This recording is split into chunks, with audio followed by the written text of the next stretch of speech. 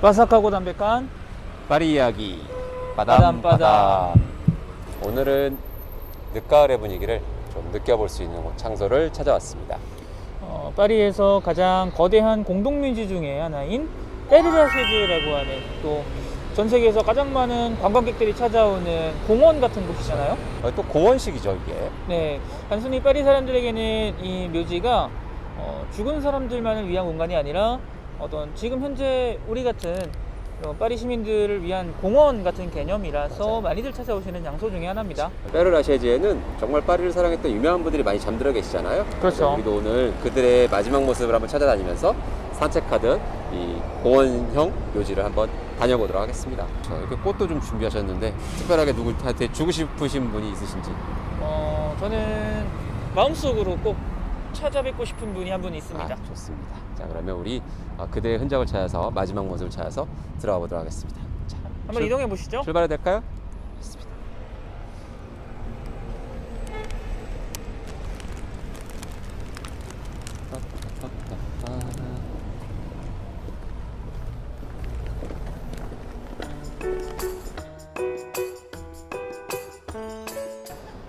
지금 현재 우리가 들어와 있는 이 페르라쉐즈 같은 경우에는 이 묘지명 자체가 실제 실존했던 인물의 이름입니다. 페르라고 하는 단어가 아버지, 또 신부님이라고 번역을 할 수 있고요. 이 루이 14세에게 유아세를 줬던 신부님으로도 유명했던 분이 바로 이 라쉐즈 신부님이었습니다. 근데 그분이 살았던 장소가 지금 현재 이곳이라서 이 묘지의 이름을 페르라쉐즈라고 정하게 되는 거죠. 1804년 나폴레옹 1세가 당시에는 파리에 너무나도 여기저기에 이제 묘를 함부로 이렇게 쓰다 보니까 제일 중앙 중심이 샤틀레, 거기도 공동묘지가 있었다고 해요. 이게 넘쳐나다 보니 좀 정비를 해야겠다라고 하는 필요성을 느껴서 당시에는 이제 파리가 아니었던 요 지역으로 공동묘지를 아주 크게 만들면서 이제 이 시작이 되는데 인기는 별로 없었다고 하죠. 하지만 그래도 이 페르라쉐즈 공동묘지에 많은 유명인들이 또 이장되게 되면서 파리 시민들에게 또 인기가 또 생기게 된 것 같아요. 당시에 대표적인 인물들이 이쪽으로 이장이 되면서 인기를 얻기 시작했다고 하는데 그 대표적인 인물들이 또 우리 불문학 하셨으니까. 예, 우화로 되게 유명한 라퐁텐이라고 하는 인물과 또 희곡 작가로도 유명했던 몰리르라고 하는 두 이 대표적인 거장이 이곳으로 이장되면서 파리 시민들의 인식에도 개선이 많이 생겼고요. 그때부터 많은 이 파리 시민들이 이곳으로 자신의 묘지를 사용하게 됩니다. 그렇죠. 프랑스의 아주 유명한 또 러브스토리죠. 엘로이즈랑 아벨라르드라고 하는 요 신부님의 또 러브스토리가 유명하잖아요. 그렇죠. 이루어질 수 없는 사랑을 또 뭐 죽어서 이렇다 뭐 이런 얘기들 해서 요 두 분이 여기 합장돼 있습니다. 그래서 또 많은 또 이 사랑 이야기를 그리워하시는 분들이 찾아오셨던 곳이기도 하죠.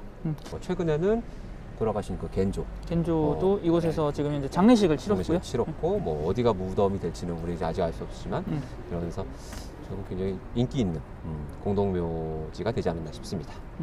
우리도 그 공동묘지를 한번 같이 산책하면서 좀 유명인들의 무덤 앞에 한번 찾아가 보도록 하겠습니다. 이동해 보시죠.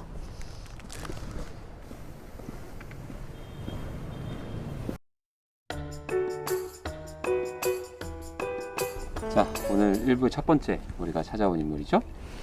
막셀 프루스트라고 하던 잃어버린 시간을 찾아서 라고 하는 아주 위대한 소설을 썼던 소설가의 묘 앞에 와 있습니다. 현대 문학계에서 가장 큰 족적을 남겼던 소설가이기도 하고요. 제2의 성이라고 하는 책을 썼었던 시몬드 보부아르라고 하는 작가의 이야기에 따르자면 현대 문학가들은 이 책을 읽었던 모두가 이 잃어버린 시간을 찾아서라는 책의 영향 아래 있다라고 이야기했을 정도였습니다. 우리도 글을 좀 쓰시겠다라고 마음을 먹고 계시는 분들은 그거를 완독하시는 걸 목표로 삼을 정도로 굉장히 난해하지만 꼭 읽어야 되는 책이다라고도 알려져 있기도 하죠. 총 3,000페이지의 7권의 책으로 구성되어 있는 소설이고요. 워낙 긴 문장으로 이루어져 있는 소설이다 보니까 한 페이지 동안 마침점이 하나도 없는 경우도 있습니다. 그만큼 좀 난해한 소설이기도 합니다. 몸이 좀 약했던 그렇죠. 인물이기도 합니다. 맞습니다. 9살 때 발작성 천식을 처음으로 앓게 되면서 계속해서 좀 병약한 삶을 살았던 인물이기도 하죠.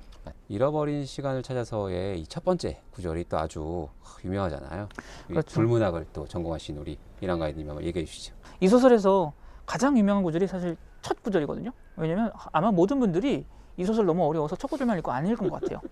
마들렌을 홍차에 찍어 먹으면서 자신의 어떤 이 어릴 적 추억들과 현재 상황들을 막 이제 머릿속으로 떠올려요. 네. 그러면서 이 자신의 모든 상황을 서서히 묘사하기 시작하는데, 이렇게 묘사하는 방식을 의식의 흐름 기법이라고 하는 새로운 또 이제 소설 기법으로 탄생하게 되거든요. 자, 그래서 오늘 그 1부에서는 우리가 이 시대를 살면서 기록했던 사람들, 바라봤던 사람들, 이런 것들을 좀 찾아볼 거니까 우리 다음으로는 잃어버린 시간을 잡아둔 사람의 묘로 한번 이동해 볼까 합니다. 그래도 왔으니까 우리 소설 속 내용처럼 마들렌을 홍차에 한번 찍어 먹어보죠.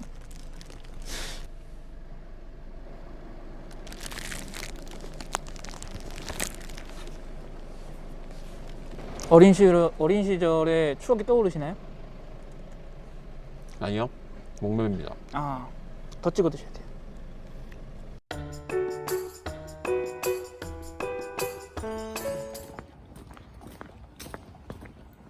아유, 묘지가 넓어가지고 다니기 쉽지 않네요. 벌써 지쳤어요. 그러니까요.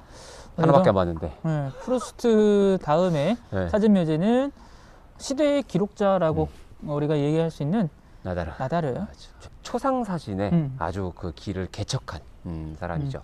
그래서 뭐 우리가 알고 있는 프랑스의 유명한 사람들은 다 찍었죠, 뭐. 네. 우리가 알고 있는 인상파가들의 초상화도 마찬가지고요. 뭐 정치인들, 네. 또 군인들, 뭐 이 사람이 사진 다 찍어줬는 걸로 유명합니다. 최초가 있다. 이 사람이 항공 사진을 처음 찍었습니다. 그 열기구로. 타고 올라가서 밑에서 이렇게 내렸. 항공 사진을 처음 찍었고, 그러니까 시대를 기록한 거죠. 이 사람은 자기가 보는 모습을. 이분이 또 가장 큰 의의를 갖는 거는 이 당시 시대를 좀 개혁하려고 했고 시대를 좀 변화시키려고 했던 인물들을 포용하면서 그들을 기록해줬다는 것에 좀 의미가 있지 않을까 생각을 합니다. 기록도 하고 사실 뭐 물질적인 지원도 좀 했죠. 그렇습니다. 그 1회 인상파 전시회를 이 오페라 근처에 있는 나다르 스튜디오를 빌려가지고 거기서 또 인상 해돋이 그런 것들을 탄생하는데 물질적인 심적, 물적 지원을 해줬던 분이기도 하죠. 사진이라고 하는 새로운 기술을 받아들여서 당시 이 풍운하들을 좀 지원해줬던 사람이지 않을까 생각합니다. 이 또 나다르가 남긴 정말 유명한 그 인물 사진이 많은데 또 이곳에서 만날 수 있는 시대의 또 풍운하 화가, 유명한 화가 한 분 계시죠. 들라크루아. 외젠 들라크루아. 우리 외젠 들라크루아 한번 만나러 한번 가보면 어떨까 싶어요. 들라크루아 무덤 가기 전에 그래도 초상사진의 대가였던 나다르 무덤 앞에 와 있으니까 우리도 서로 영정사진으로 쓸만한 초상사진 한번 서로 남겨주면 어떨까 싶어요. 흡연 모드로. 제가 먼저 찍어드리겠습니다. 네, 좋습니다. 부탁드릴게요. 네. 맞아. 이 들라크루아, 여기 나다르는 절신 사진보다는 상반신 사진. 약간 상반신 사진 맛있어.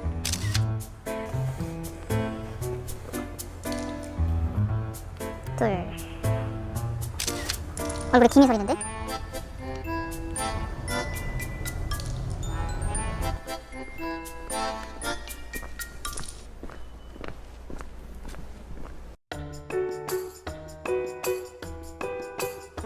그렇죠. 시대 풍운하라고 할 수 있는 외젠 들라크루아. 루브르 가시면 이제 꼭 보고 가시는 그림 중에서 민중을 이끄는 자유라는 그림의 화가잖아요. 맞습니다. 당시에 사실은 주류는 이제 앵그르, 다비드에 제작했던 앵그르가 이끌었던 신고전주의였는데 이 들라크루아가 고전주의를 깨고 낭만주의라고 하는 형태보다는 색채로 감정을 표현하겠다. 저희들이 가짜 뉴스 얘기할 때 장그로 얘기 나왔잖아요. 이 장그로가 약간 좀 과도기 양쪽을 살짝 다 가지고 있는 사람이었다고 한다면 그 이후로 확실한 이 낭만주의를 이끌었던 사람이 유젠 들라크루아였죠. 들라크루아 지금이야 유명하지만 당시에 초반에는 고생 많이 했다고 하죠. 이분도. 그렇죠. 인정오빠여서. 아무래도 당시 주류 화풍에 좀 벗어나서 자신만의 화풍을 완성하려고 했던 사람이 유젠 들라크루아였다 보니까 많은 괄시와 무시를 받았던 것 같습니다. 살롱전에서도 뭐 여러 번 떨어지고. 네.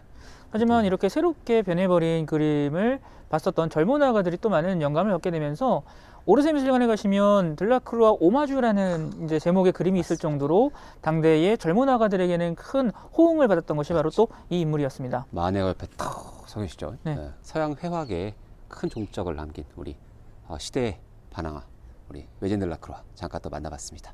계속해서 우리 반항아 시리즈로 한번 가볼까요, 그러면? 좋습니다. 네.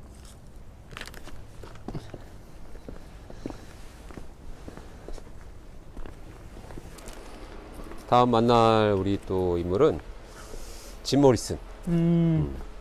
제임스 모리슨. 아, 그렇죠. 네. 우리 사실 미국인이죠. 그렇습니다. 미국인인데 이 독특하게 프랑스에 또 묻혀 계신 분인데 짐 가이드님께서 굉장히 좋아하시는 맞습니다. 가수 중에 한 분이잖아요. 제가 고등학교 때 음. 너무나도 즐겨 들었던 도어즈라고 하는 예, 리드 보컬이었죠. 네. 뭐 시대에 반항하고 아이콘이었고 또 이게 저주라고 해야 될지 모르지만 시대 아이콘들이랑 전설들이 이 대중예술가들이 27에 많이 죽잖아요. 그렇습니다. 네, 27에 죽은 사람이 많은데 대표적으로 커트 코베인이라던가 최근에는 에밀리 와인하우스, 그렇죠. 에밀리 와인하우스, 네. 예전에 뭐 지미 앤드릭스, 지미 앤드릭스도 네. 마찬가지네요. 뭐 이런 분들이 27살에 이제 들어가셨는데 그 중에 또 한 분이 이 짐 모리슨이죠. 이 미국에서도 공연 중에 많은 기행으로 아, 예, 뭐 이제 경찰에 연행되기도 했던 그럼요. 분이었는데 네, 진짜 별의별 짓 다 했죠. 네, 그거를 피해서 이제 파리로 와서 요양을 하시던 그쵸. 와중에 지쳐가지고 와서 네, 자신 있다가. 여자친구와 함께 이 생활을 하시다가 네. 사실 정말 저는 가다주경으로. 그 뭐 고등학교 때 뭐 영어 실력이 뛰어난 것도 아니고 그의 노래를 다 뭐 이해할 수도 없었는데 그냥 시대의 반항아 같은 아이콘 같은 걸로 굉장히 끌리더라고요. 질풍 노도의 시기 때 그렇죠. 그렇죠 뭐 그 당시에 뭐 제가 할 수 있는 거라고는 학교 다니고 그냥 뭐 그런 거밖에 없었는데 왠지 뭔가 멋있어 보이는 그렇죠 그런 뭔가 반항하는 반항하는 이런 모습이 네, 모습. 형 같은 음. 그래서 저 그 도어즈라고 올리버 스톤 감독이 만든 영화가 있어요. 아하. 우리나라에서 이제 많이 삭제되고 개봉을 했었는데 그게 미성년자 관람 불가였거든요. 아버지 옷을 몰래 입고 대한극장에 가서 몰래 봤어요. 짐 모리스처럼 반항을 하셨네요. 근데 그 영화가 너무 인기가 없어가지고 별로 그렇게 까탈스럽게 잘 보지 않더라고요. 그래서 그 영화 보고서 봤는데 나중에 이제 무삭제판을 보긴 했는데 뭐 조금 잔인하다고 할까? 기행 이런 것들이 좀 잘리긴 선정적인 네. 장면들. 네, 그런 것들이 좀 잘리긴 했죠. 아무튼 뭐 사이키델릭이라고 하는 음악에 선구자. 1960년대 네. 히피 음악의 또 가장 대표적인 아이콘이잖아요. 네, 그 활동한 기간이 그렇게 길지 않았잖아요. 맞죠? 그렇지 않나요? 1967년에 데뷔해서 1971년에 결국 이제 이 도어스가 해체하게 되는데 짐 모리슨이 그 도어스라고 하는 더 도어스의 이 아이콘이었다 보니까 그렇죠. 짐 모리슨 없이는 뭐 네. 이 그룹의 유지 자체가 좀 맞죠. 어려웠죠. 힘들었어요. 네. 사실 그 키보디스트 에이만자릭이 굉장히 훌륭한 음악을 많이 만들었는데 너무나도 짐 모리슨의 그 영향력이 세다 보니까 아무래도 가사가 그렇죠. 굉장히 좀 시적인 가사들이 많았던 게 또 도어스 이 노래의 특징이었는데 가사를 거의 다 짐 모리슨이 썼다라고 하잖아요. 그렇죠. 지금도 뭐 사랑을 많이 받는 라이브 마이 파이어라든지 뭐 이런 노래를 만들었던 사람이다. 영화 배우도 영화를 공부하는 사람인데 UCL에 그렇죠. 네. 시를 또 이렇게 잘 썼다고 하죠.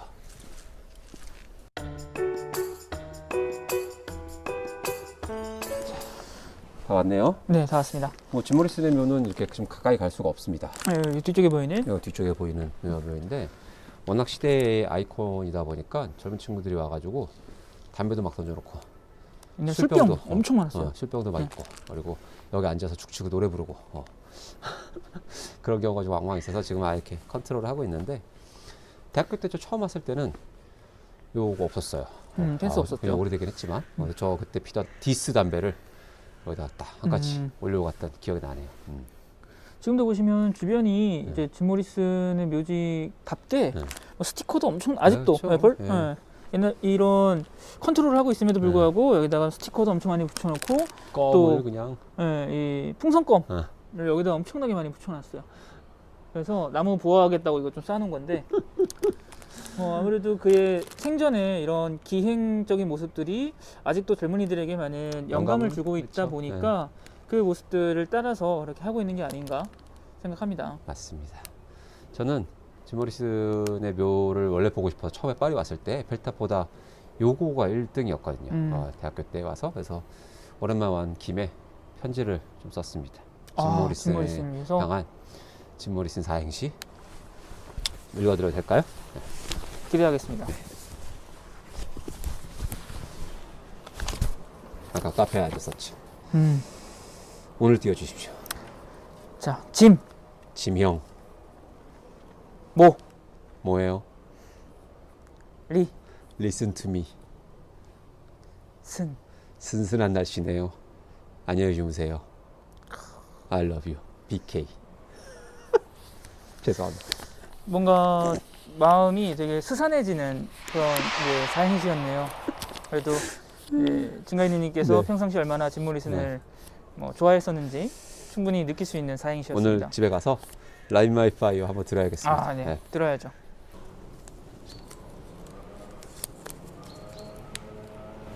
자, 우리 진모리슨의 묘지 앞에서 이제 음악계의 가장 반항적이었던 인물에 대한 이야기를 나눠봤다면 문학계에도 이 파리에서 활동했던 이제 좀 반항적인 인물이 한 명 있었거든요.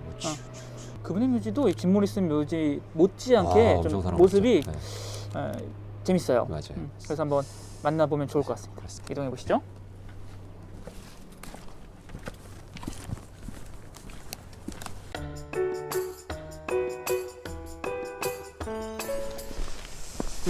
그 유명한 오스카 와일드. 네, 거의 다 왔네요. 여기 또 사연이 있잖아요. 이 오스카 와일드의 글을 여성분들이 너무 사랑하셔서 감사의 뜻으로 이 묘에 찾아와서 립스틱 자국을 이 묘에다가 탁 이렇게 키스 마크를 남겼는데 이게 사실인지 아닌지 모르겠는데 묘물이 좀 삭힌대요. 그 성분 자체가 네, 립스틱의 성분 자체가. 그래가지고 뭐 사실인지 모르겠어요. 저는 그렇게 듣긴 했는데 그래서 이제 한 몇 년 됐어요. 그래서 이렇게 아예 이 쳐서 가까이 못 가도록 만들어놨죠. 유리벽이 쳐지고 나서도 사실 꽤나 오랫동안 이 안쪽에 키스 마크가 남아 있었는데 맞아요. 오랜만에 와보니까 네, 싹 지워졌네요. 그리고 저 재작년인가 작년인가 왔을 때는 이 유리창에도 붙여 지금도 살짝 있어요. 있어요? 그러네. 있네요. 반항의 아이콘이죠. 그렇죠. 원래는 이분이 아일랜드 더블린 출신이었는데 영국에서 활동을 하시다가 영국에서 또 파리로 망명하신 거죠? 그렇죠.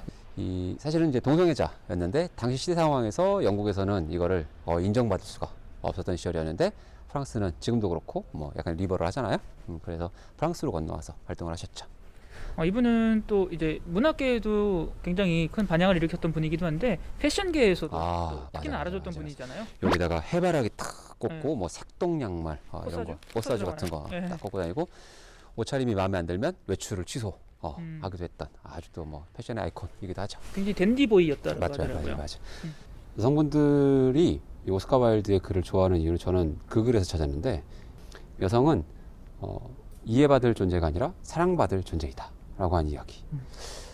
이런 이야기를 한 게 참 로맨틱하기도 하고 그래서 여성분들의 사랑을 받은 게 뭐 지당한 것 같긴 한데 이상하게도 이분은 동성애자였잖아요. 그렇죠. 당시 시대에는 이제 그런 것이 통했나 뭐 그런 생각이 좀 들기도 합니다.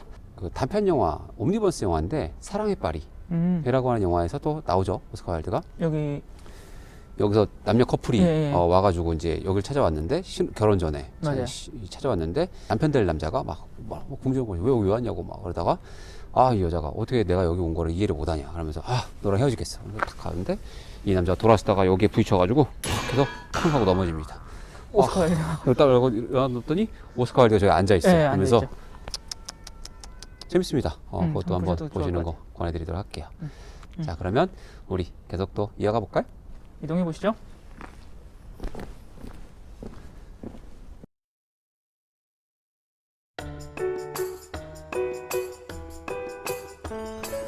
자, 1부의 마지막 장소에 왔습니다.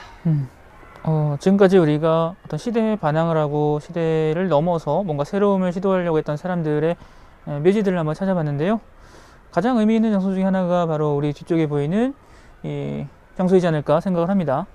1871년 5월 21일부터 28일까지 있었던 이 나폴레옹 3세가 졌던 보볼 전쟁 당시에 프로이센 군이 프랑스를 점령하게 되는데 이때 이 프로이센 군이 굉장한 프랑스의 굴욕을 주죠. 그렇습니다. 그때 이제 이 돌아온 정부 프랑스 정부를 신임하지 못한 프랑스 시민들이 나라를 정부를 가져가면서 시민 정부의 형태를 가져갔던 일이 또 파리 꼬뮌이라고 하는 사건이죠.